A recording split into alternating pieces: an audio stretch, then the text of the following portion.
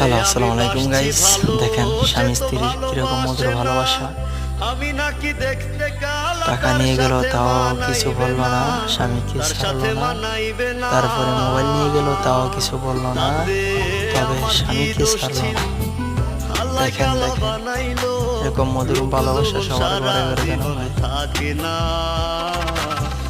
আমার কেন কালা কইরা বানাইলাম।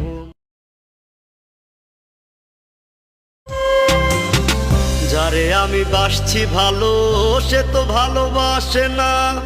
আমি নাকি দেখতে কালা, তার সাথে মানাইবে না, তার সাথে মানাইবে না। তাতে আমার কি দোষ ছিল? আল্লাহ কালা বানাইলো, রূপ যৌবন সারা জীবন থাকে না। আমার কেন কালা কইরা বানাইলাম।